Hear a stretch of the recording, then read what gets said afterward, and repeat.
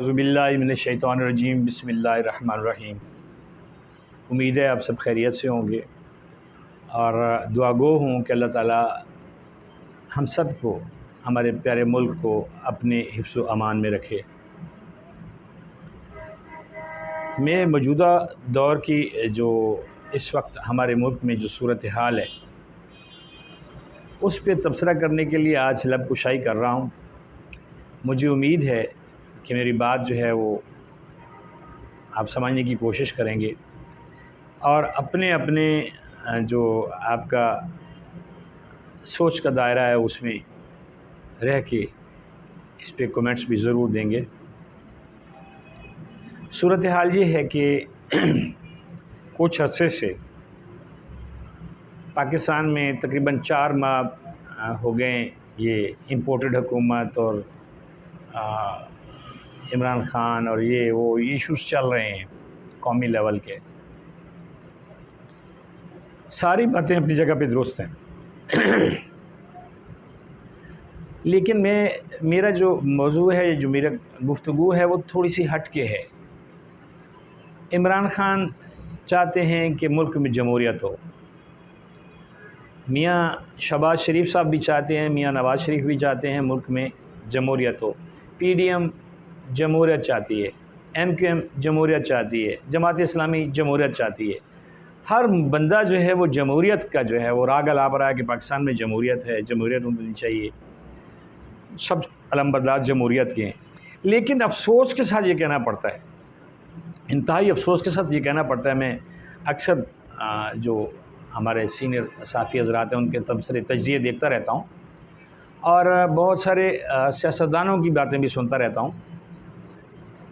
कहीं पे हुकूमत बनाने के लिए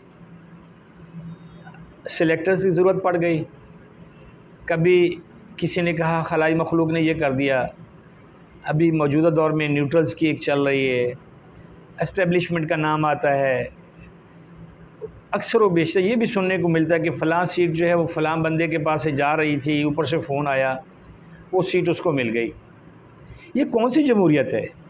ये किस जमहूरियत का नाम है कि जिसमें वोट की कदर नहीं है, वोटर की कदर नहीं है? जब आपको सिलेक्ट ही किया जाना है और आपने अपना दामन जो है वो बिछा देना है कि जी मुझे सिलेक्ट करवाओ, मुझे इलेक्ट करवाओ, मेरी हुकूमत बनाओ, तो फिर जमहूरियत तो ना हुई ना। जमहूरियत किस चीज़ का नाम है कि लोग अपनी राय दें कि हमें क्या चाहिए, हम किसको पसंद करते हैं और हमारे हकूक़ का जो तर्जमान है वो कौन हो सकता है। जब ये चीज़ है नहीं तो फिर जमहूरियत की जंग किस चीज़ की है? क्यों आप लोगों ने अवाम को बेवकूफ़ बनाया हुआ, सब लोगों ने मिलके? इतना पैसा इलेक्शंस पे ज़ाया होता है, क्यों?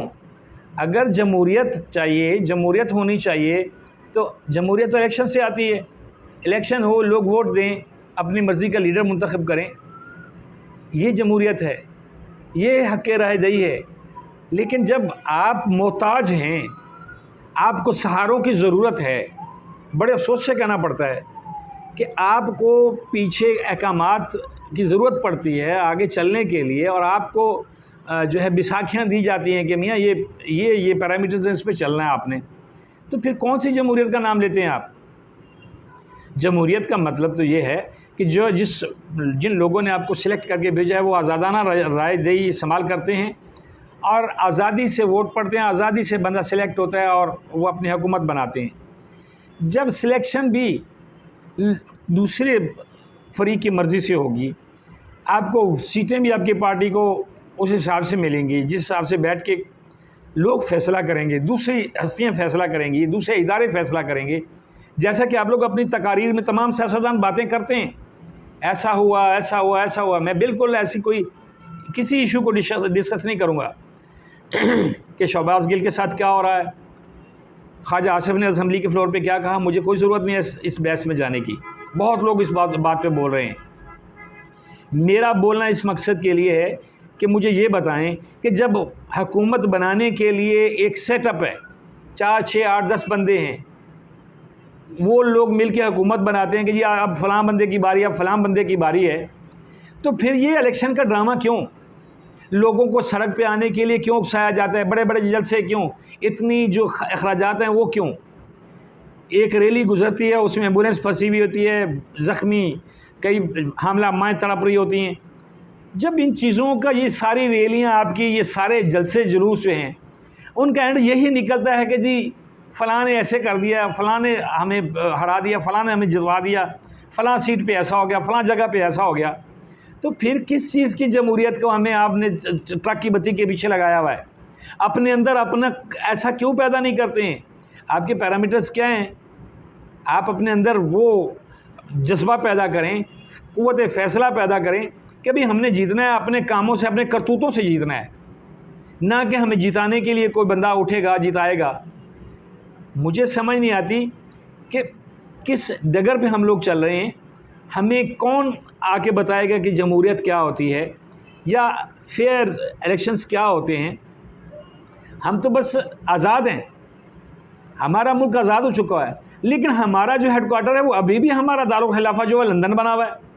लंदन में बैठ के बातें होती हैं, लंदन में बैठ के फैसले होते हैं, लंदन से गाइडलाइन ली जाती है, पाकिस्तान में इम्प्लीमेंट करवाया जाता है। क्यों? फिर पाकिस्तान को बंद कर देना चाहिए। इस्लामाबाद हमारा दारुल खिलाफा, यहाँ पे बैठ के क्यों नहीं बात होती है? मेरी आपसे, आपके रुफ़क़ाए कार से, एस्टेब्लिशमेंट से, तमाम मुकन्ना से, तमाम लोगों से, तमाम ज़ी शऊर आवाम से मेरी गुजारिश है, जो लोग भी मेरी बात को सुन रहे हैं, जो लोग मेरे वीडियो को देखते हैं, मेरी आप लोगों से दरख्वास्त है कि बैठें, सोचें कि हम किस नहज पे चल रहे हैं, हमारा एंड क्या है। जब हमने अपनी मर्ज़ी से हुकूमत नहीं करनी है, अपने फ़ैसले नहीं कर रहे हैं, हमें डिक्टेशन ही दी जानी है, चाहे वो किसी के रस्ते दी जाए, कोई मुल्क दे दे, कोई हमारे जो बड़े हैं जिनको बड़े बड़े नाम दिए जाते हैं वो दे दें, हमने उसके मुताबिक अमल पैरा होना है। तो फिर बेहतर नहीं है कि एक इदारा बना दिया जाए जिसका नाम जो है, जैसे पुलिस डिपार्टमेंट है, आर्मी है, एजुकेशन डिपार्टमेंट है, इसी तरह एक हुकूमत का जो है ना वो भी डिपार्टमेंट बना दिया जाए। भाई ये इस तरह करेंगे तो आप प्राइम मिनिस्टर होंगे, इस तरह करेंगे आप प्रेसिडेंट होंगे, और ये बंदे जो है ना ये काम करेंगे, उस ओहदे के लिए इंटरव्यू कर लिया जाए, सारा कुछ मुकम्मल हो जाए। कम से कम आवाम जलील होने से तो बच जाए। लाइनों में लग के, सर्दी है, गर्मी है, बारिश हो रही है, खड़े होकर वोट दें, एंड पे क्या पता चलता है जी हमें तो ऊपर से जितवाया गया, हमें तो ऊपर से हरवाया गया। ये ऊपर वाली गेम छोड़ दें, बैठ के फैसला करें आपस में बैठ के। आप लोग अपनी अपनी दौड़ में लगे हुए हैं, हर बंदा जो है, हर सियासतदान जो है वो अपनी अपनी दौड़ में लगा हुआ है, अपने अपने रोज़गार को सहारा दे रहा है। सीधी सी मिसाल इस बार की जो है मैं दिए देता हूँ कि असेंबली में बिल पास होते हैं अपनी चोरियाँ बचाने के लिए, अपने आप को बचाने के लिए बिल पास होते हैं। क्या असेंबलियाँ इसलिए, क्या हम लोगों ने आपको वोट इसलिए दे के भेजा कि आप अपनी प्रोटेक्शन करें? हमने तो वोट दे के, आवाम ने तो आपको इसलिए भेजा कि आवाम के लिए कुछ करें। आवाम के लिए करने के लिए बहुत कुछ पड़ा हुआ है। करप्शन रुकेगी, आवाम को भी कोई सुख का सांस आएगा, लेकिन ऐसा नहीं है। करप्शन पे बड़ी अजीब व गरीब किस्म की जो है वो कानून साजी होती है, अजीब व गरीब किस्म के कानून बनाए जाते हैं। जो महा करप्ट होता है उसकी महा इज़्ज़त होती है। क्या हमारे कायद-ए-आज़म रहमतुल्लाह अलैह ने पाकिस्तान के लिए जदोजहद जो की थी वो इसी मकसद के लिए की थी कि हम अपने नुमाइंदे से भेजेंगे, असम्बलियों में भेजेंगे, कायद-ए-ईमान बनेगा, हिज़्ब इख्तिलाफ बनेगा, सारे बैठ के अपना अपना फ़ैसला करेंगे, यार ये चीज़ हमें सूट करती है, इसमें हमें ये फ़ायदा है, कल ऐसे कर दो। कभी हम बैकडोर के अल्फाज सुनते हैं, मीटिंग्स हो रही हैं, कभी कुछ हो रहा है, कभी किसी को नुमाइंदा बना के भेजा जा रहा है, कभी कोई किसी के पास जा रहा है, कभी कोई किसी के पास जा रहा है। ये मुल्क 75 साल से तजर्बागाह बना हुआ है, 75 साल से इसमें तजर्बे हो रहे हैं। किसी शख्स के पास, किसी भी ज़ी शऊर पाकिस्तानी से जाके पूछ लें, वो इन बातों से तंग है।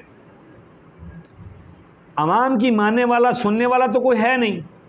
यहाँ पे जिसके पास डंडा है उसकी हुकूमत है, जिसके पास डंडा है वो सबको हाँक रहा है। लेकिन आवाम क्या है? बेवकूफ़ तरीन आवाम है जो फिर सड़कों पे निकल आती है, आप लोगों के पीछे चल पड़ती है, आपकी शोबाजियाँ देखती रहती है, आपके जो नारे लगाते रहते हैं, आपस में लड़ते मरते रहते हैं। लेकिन अंदर आगे जाके यही कुछ होता है कि ये मेरा है, ये तेरा है, हम ऐसे कर लेते, तू वज़ीर-ए-आज़म बन जा, तू वज़ीर-ए-आला बन जा, हम ऐसे कर लेते, तेरा फलां मिनिस्टर होगा, हम तो जितनी सीटें दे देते हैं। आवाम को क्या देते हैं? तसल्लियाँ, पेट्रोल महंगा करके देते हैं, भूख नंग दे रहे हैं, हज़ारों लोगों के सरों पे मकान का साया नहीं है, सैलाब में लोग डूब रहे हैं, मर रहे हैं, उनके मवेशी ख़त्म हो गए, घर बार ख़त्म हो गए, फसलें ख़त्म हो गई। यहाँ ये चीज़ चल रही है।